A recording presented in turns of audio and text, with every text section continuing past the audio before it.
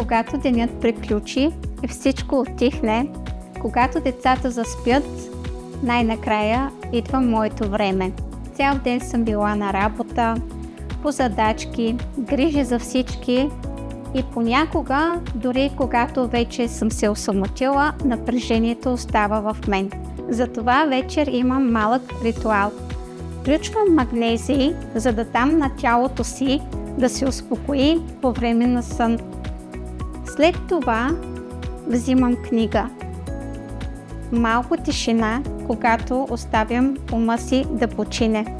И разбира се, нощен баланс за по-спокоен сън. Когато спя спокойно, сутрин се събуждам по-енергична, с повече търпение, повече усмивки. Защото аз, когато се чувствам добре и всички около мен са добре. Спокоен сън, силен и енергичен ден.